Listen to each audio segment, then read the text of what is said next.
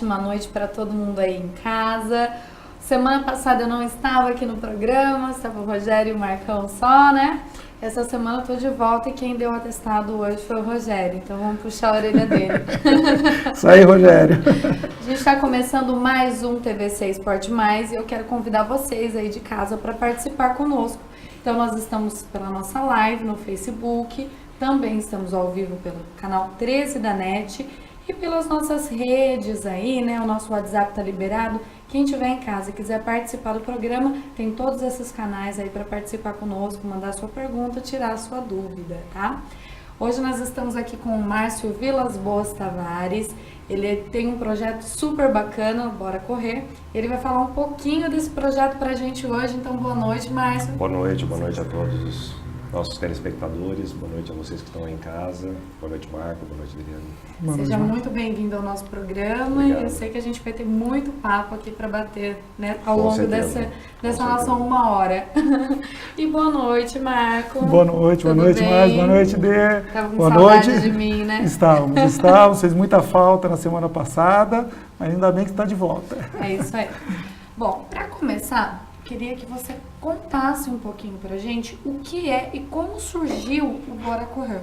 Tá certo. A Associação Bora Correr, né, a Associação Cultural e Esportiva Bora Correr, ela nasceu de um sonho da doutora Daniela Moraes Seda de ter uma ONG, né, que a gente chama de OCIP aqui no Brasil, para atletas. E isso ela conseguiu fazer com que essa associação fosse iniciada os trabalhos mesmo em 2014, tá?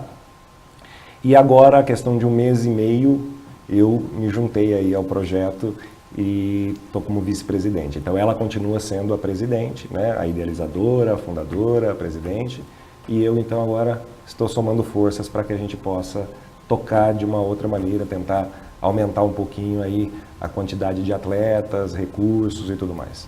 Né? Vai agregar aí 1 mês e meio. Se Deus quiser, a gente vai trabalhar, estamos trabalhando bastante para isso. Né? Então, eu queria que você contasse um pouquinho pra gente, né, como que funciona, como que é esse projeto, eu não sei se tem uma triagem, como que esses atletas, eles conseguem ingressar no projeto, como que funciona essa parte? Então, inicialmente, a triagem foi feita lá no Lar Escola Santa Luzia, né, que é uma escola que trabalha com deficientes visuais aqui em Bauru, faz um trabalho maravilhoso, e essa escola nos ajudou, então a doutora Daniela esteve até lá, e junto com o técnico, o Walter Bosini, eles fizeram uma triagem para realmente procurando as pessoas que tinham um aporte físico melhor, porque a associação ela visa o esporte de alto rendimento, né? Então a gente não quer simplesmente que o atleta faça uma atividade esportiva, nós queremos que o atleta tenha realmente índice paralímpico, se possível,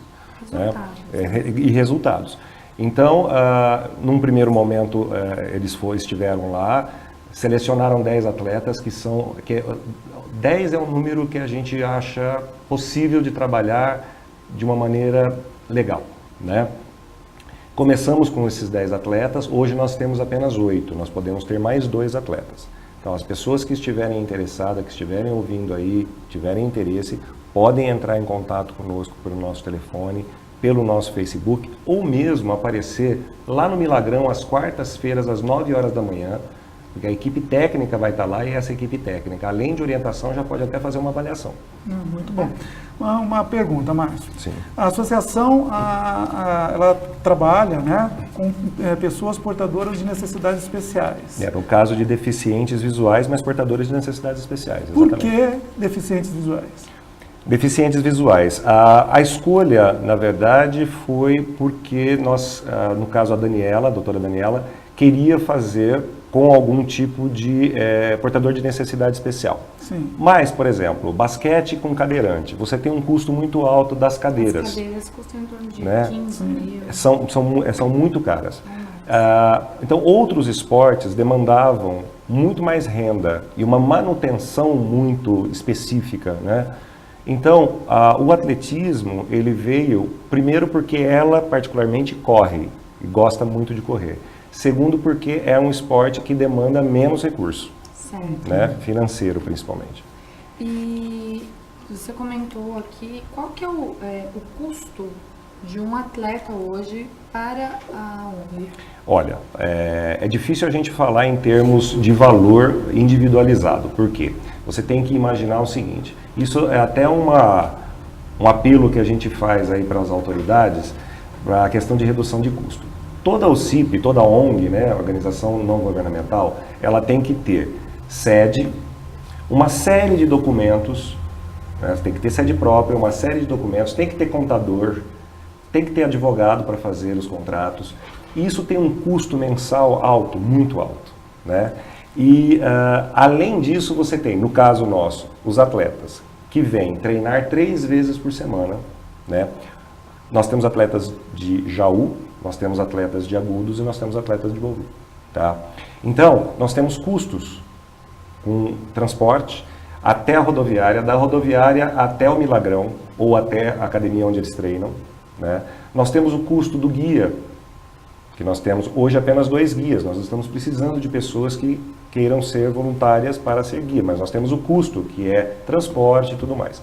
Aí nós temos os custos das participações nas provas de federação, né? Então, se eles não fazem essas provas e não conseguem os índices, eles simplesmente não entram numa classificação para conseguir, por exemplo, uma bolsa esporte. Essa já seria a minha próxima pergunta. Certo. Então, assim, hoje o custo da associação é muito alto e nós não temos uma entrada que seja suficiente para bancar esses custos. E os treinamentos, onde é realizado? Vocês têm uma estrutura física, tem um local específico? Nós temos a nossa sede, que é ali na frente do DAI, aqui na rua Padre João. Sim. Tá? Inclusive, todos estão convidados a ir nos visitar lá na nossa sede, porque na sede funciona um bazar.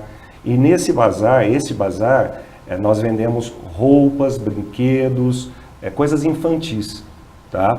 Este bazar nos ajuda, inclusive, a arrecadar dinheiro. São produtos novos? Tem produtos novos e produtos usados. Também faço um apelo aí à população que está nos ouvindo, quem quiser doar para a gente vai buscar, né? Então, carrinho, brinquedo, livros infantis, roupas usadas, nós também temos roupas novas ali, e artesanato também, né?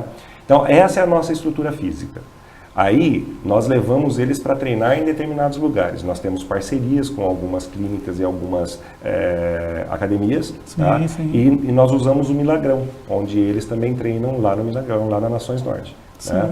Então, assim, nós não temos uma estrutura física que nós possamos, o atleta treinar dentro da nossa estrutura. Tá. Nós temos que fazer essas parcerias. E nós estamos precisando de mais parceiros, justamente para aumentar o leque e aumentar o número de atletas e guias. E como funciona, conta um pouquinho pra gente essa questão dos atletas competirem, quando eles vão competir, quais são as competições que esses atletas participam, porque a gente vê a mídia hoje em dia divulgando muitas competições, mas quando são competições paralímpicas a gente acaba não tendo tanto esse acesso, né? Pois é. É muito interessante porque hoje a gente percebe que a maioria você vê sendo colocado a propaganda de muitas corridas, né, de fins de semana, domingo, sábado, as pessoas vão, fazem fila, pegam lá os seus kits e tudo mais. Mas geralmente essas corridas não têm nenhuma preparação e nenhum preparo e nem convidam as pessoas portadoras de necessidades especiais. Tá? Então isso é uma coisa, eventualmente isso acontece, mas eles sequer convidam porque não há uma infraestrutura para isso. E tá? qual seria a infraestrutura necessária? Nenhuma. Para nós temos os guias, tá? Então nós particularmente, quem lida com o deficiente visual, nós vamos antes para avaliar o trajeto, para nós vermos se é possível que o nosso atleta não caia, não se machuque e tudo mais, né? Mas existem outros atletas com outros tipos de deficiência que poderiam também estar participando e que acabam não participando. Também tem o custo da inscrição, né, que nós, por exemplo, muitas vezes a gente batalha para ser isento. Nós fizemos uma parceria há pouco tempo com a Alameda, tivemos aí a isenção numa prova para os nossos atletas e nossos guias. Mas normalmente nós temos que pagar também a inscrição, porque o atleta, quando competindo, ele vai se motivando. né? Sem E dúvida. aí nós temos as provas das federações, Paulista, Federação Nacional. Nessas provas, que acontecem 3 ou 4 por ano, tá? Os nossos atletas vão para poderem se credenciar. Essas, por exemplo, agora houve uma em São Paulo e vai haver uma nova em junho em Belo Horizonte. Tá. E, Márcio, a gente está falando aqui um pouquinho de competições. Sim. E quando a gente pensa em competição, a gente pensa aquele conjunto, né? Quando é um time que vai competir, é uma coisa diferente de quando é um atleta, no caso um corredor, que é uma coisa mais individual. Certo. Como é a relação dos atletas que estão integrados hoje no Bora Correr? Qual é a relação que eles têm entre eles? Eles têm esse contato?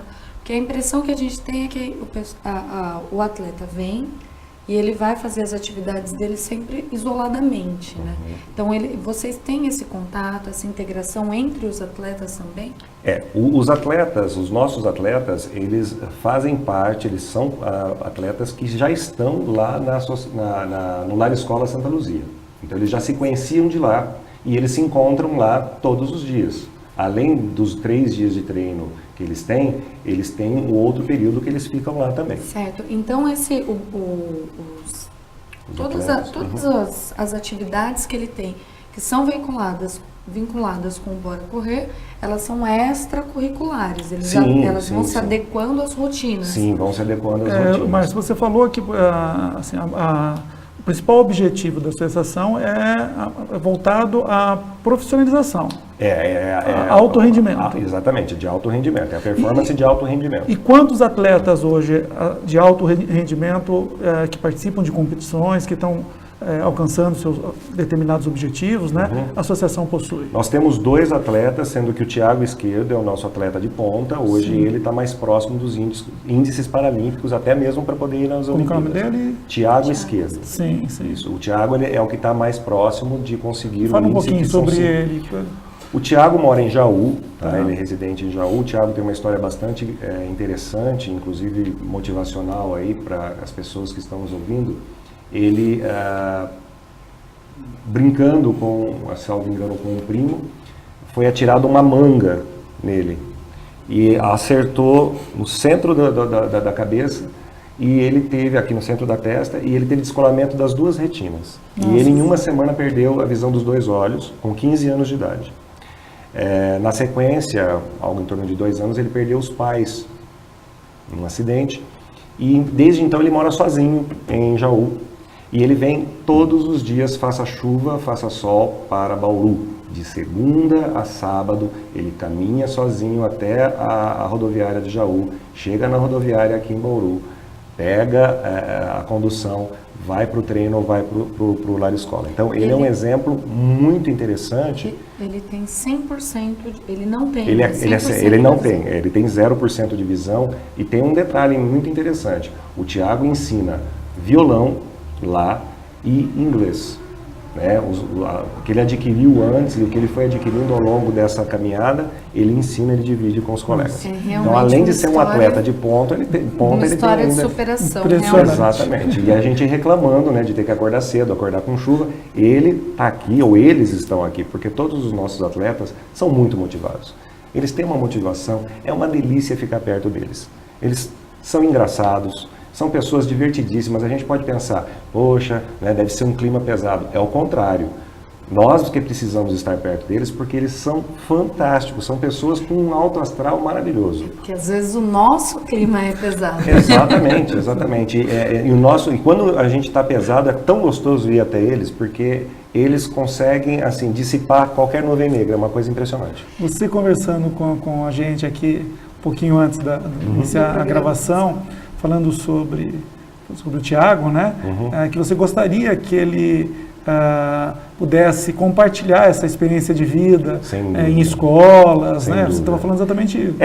Porque assim, nós temos algumas pessoas que alcançam determinados objetivos que são realmente exemplares. Por exemplo, eu entrevistei há pouco tempo a Thaís Pegoraro, que foi minha aluna, ela é daqui de Bauru, e ela atingiu os 7 ou 8 cumes mais altos do mundo. Ela escalou todos eles. né? Inclusive, Thaís, um beijo para você, eu sei que você está nos assistindo. Ela acabou de ter o filhinho dela, o Zeca, acabou de nascer quinta-feira, tá? Um beijão para vocês aí, muita saúde, muita luz para esse menino. E ela realmente teve todo um preparo, né? Conseguiu fazer uma série de coisas. O Thiago, ele tem um esforço muito grande. Eu acho que o Thiago, até hoje, o que ele viveu, já vale um livro. E eu acho que nós poderíamos pegar algumas pessoas e prepará-lo para fazer palestras motivacionais. Porque o Thiago é um exemplo realmente para mostrar para a gente uma história de vida fantástica. Uma história de vida maravilhosa. Né? E ele é um cara muito bacana. Muito bacana exemplo mesmo. de força de vontade. Pois é. E eu sempre falo para os meus alunos, né? Eu sou professor, eu falo para os meus alunos, gente, vocês estão reclamando da aula às 7 horas da manhã, vocês estão reclamando da aula às 10 horas da manhã, vocês estão reclamando de ter que estudar. Sabe nada. Muitas vezes a gente não sabe o esforço que outras pessoas fazem. Mas não tem nem ideia. Ou como eles gostariam de estar ali tendo uma aula às 7 da manhã. Exatamente. Bom, no começo do programa eu abri aqui os nossos canais, né, para receber perguntas. Sim. E a gente começou a receber essas perguntas. Então, a Priscila Alegro, ela está perguntando se é necessária uma formação específica para você ser guia. Não precisa não. Quem quiser ser guia, basta entrar em contato conosco, ou indo à sede, ou nos ligando, ou mesmo aparecendo lá no Milagrão, às quartas-feiras, às 9 horas da manhã, que a gente vai orientar, vai fazer uma avaliação e vai convidar para treinar junto. Não há necessidade de ter, basta você gostar de correr. Já que a gente entrou nessa coisa de preparação, de ajuda, né? Vamos lá, eu queria que você contasse um pouquinho pra gente, falasse um pouquinho como as pessoas podem ajudar a ONG, o que vocês precisam, quais são as carências de vocês, como que o pessoal que está lá em casa, que está assistindo, como que a gente consegue ajudar aí essa... É interessante a gente falar isso, Deliane, porque é o seguinte, quando se está numa crise financeira como a que nós estamos vivendo agora, né, a maioria das pessoas pensam em cortar justamente as ajudas que elas fazem às entidades, né? A gente tem que lembrar que as entidades, elas fazem um papel que o governo não consegue fazer, né? E nós não podemos esperar que o governo faça, porque o governo, é só a gente ver, em todos os seus níveis, municipal, estadual e federal, estão quebrados, todos eles, né? Então, as pessoas fazem doação em dinheiro? Fazem. Nós gostamos disso? Claro que gostamos. Mas é importante que a pessoa saiba o destino desse dinheiro. É importante que a pessoa vá até a sede, que a pessoa conheça o trabalho. É muito importante ela perceber o que está acontecendo às voltas dela, né? Hoje, a Bora Correr, na sede, como eu falei, nós temos lá um bazar. Esse bazar, ele é suficiente, principalmente agora no inverno, tá? Ele é suficiente para que a gente consiga pagar os custos fixos. Então, as custas de contador, como eu disse, de aluguel, de telefone e tudo mais. Esta é uma das nossas maiores rendas. Nós temos uma parceria com a CART. A CART também tem ali um valor mensal, tá? Um contrato de um valor mensal. E nós temos doações, eventualmente fazemos alguns eventos, por exemplo, nós fizemos parte do Village Mall, nós tínhamos uma barraca na festa junina do ano passado, esse ano provavelmente nós teremos novamente. Em Lençóis Paulista, há uma associação que eu também faço parte, que chama Pontes para o Trajeto, tá? Os meus amigos Denis e Dani são pessoas que intermediam, pessoas que têm necessidades e que não conhecem como podem se desenvolver. Então, nós que temos aí um networking bem interessante, uma agenda bem interessante, a gente intermedia esse processo. E o Denis e a Dani, eles fazem anualmente um porco na fornalha e eles doam um valor para algumas entidades e este ano, por exemplo, nós vamos receber deles. Então, nós temos aí pessoas muito queridas, pessoas que realmente percebem o quanto que a gente está se esforçando e que nos ajudam sempre. Com essa ajuda nós ganhamos, por exemplo, um valor bastante interessante daquele bloco que saiu da frente do Bebê Batatas ali no sábado de carnaval, que tem o Eduardo do Zeca e tudo mais. O pessoal nos deu aí um valor que garantiu, tá, a participação dos nossos atletas na primeira prova da federação, porque a gente simplesmente não tinha esse dinheiro. Como levá-los? Aí eles foram de carro, tá? Ficaram em hotel, tiveram levá-los toda a estrutura. Sim, toda a estrutura. Porque, por exemplo, a gente fica sabendo das datas muito em cima da hora. E muitas vezes As empresas que poderiam nos ajudar, como o Expresso de Prata, pessoal do Expresso de Prata, queremos a sua ajuda. Tá? Pessoal do Expresso de Prata, por exemplo, que poderia nos dar as passagens dos nossos atletas e dos nossos guias, né? Muitas vezes não há tempo hábil para a gente conseguir esse tipo de coisa por conta de documentação e tudo mais. E dentro dessa linha, né, é claro que acho que as dificuldades financeiras são as primeiras e as mais necessárias, né? Mas, obviamente, que existem outros caminhos para... Você citou agora, passagens, né? Uma empresa uma empresa que possua um veículo... Um veículo que possa disponibilizar para que a gente possa trazer os nossos atletas da rodoviária, por exemplo, até o Milagrão. Uma empresa que queira nos fornecer, por exemplo, a alimentação, parcerias com nutricionistas, né, com médicos, com fisioterapeutas, pessoas que queiram ajudar. As pessoas não precisam doar só em dinheiro. É como tudo isso, acho que resume na seguinte questão: quem quer ajudar vai buscar uma forma de ajudar. Nós temos porque uma senhora, toda ajuda é bem-vinda. Pois é, nós temos uma senhora que faz lá um crochê, faz algumas coisas, ela leva até a gente lá na sede para que a gente possa vender. Então, como ela ajuda? Ela tem um talento, ela empresta esse talento para produzir uma coisa para que nós possamos vender. Então, é uma doação que ela faz, é uma coisa maravilhosa. Toda ajuda é bem-vinda. E toda é válido, ajuda, exatamente. Principalmente quando se trata de uma entidade. Exatamente. Eu acho que para quem está em casa, que está assistindo o programa agora, vale lembrar, vale avaliar.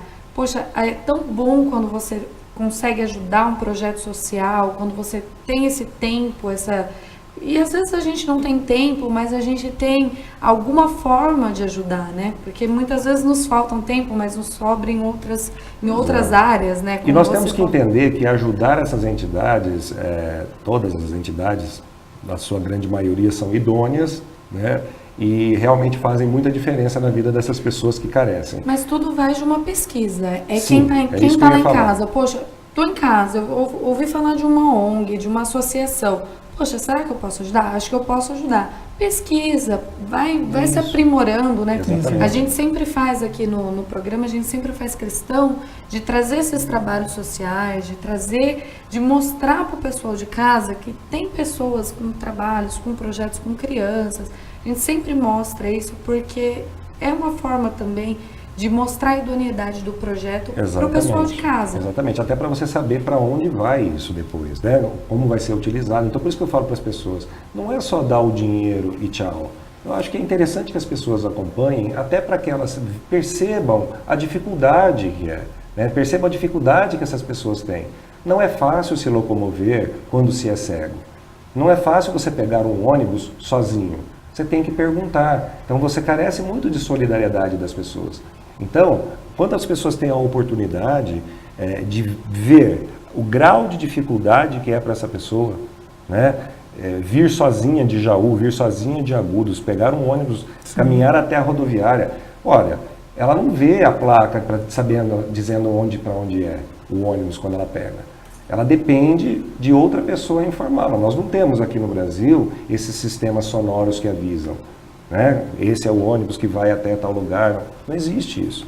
Então eu acho que as pessoas, elas participando desse tipo de projeto, por exemplo, nesse Porco na Fornalha deste ano que nós vamos fazer lá em Lençóis Paulista, vai haver uma atividade antes do almoço que nós queremos colocar todas as pessoas com venda nos olhos, tá? Para fazer algumas tarefas fáceis do dia a dia, né? Então nós queremos que as pessoas tenham a oportunidade de tentar entender o grau de dificuldade que é para uma pessoa deficiente visual. A gente andar no quarto, no escuro à noite, às vezes até chegar Tente tomar um banho no escuro. Tente tomar um banho no escuro e ver se você acerta qual que é o tubo do shampoo, qual que é o tubo do condicionador. Eu imagino... O Marco não precisa disso, mas assim, eu acho que, né, Marco? Eu imagino o seguinte, o dia a dia, obviamente, as dificuldades são enormes, né? Enormes. E para se praticar um esporte de alto nível, né, buscando resultados para participar de competições, vencer determinadas competições, eu acho que deve ser um trabalho até um pouco mais complicado de se realizar. Então eu acho que os profissionais que auxiliam, né, que dão o treinamento, eu acredito que devam se superar para isso. Eu gostaria que você falasse um pouquinho, né, desses profissionais e como é esse trabalho junto aos atletas. É interessante porque, assim, qualquer pessoa que seja portador de uma necessidade especial, ela desenvolve outros dons. É muito interessante. Então, os nossos atletas, por exemplo, eles têm uma sensibilidade em relação ao corpo que é muito interessante. Eles têm um conhecimento maior do corpo deles, eles prestam mais atenção, porque eles têm que desenvolver outros sentidos. Sim. Né?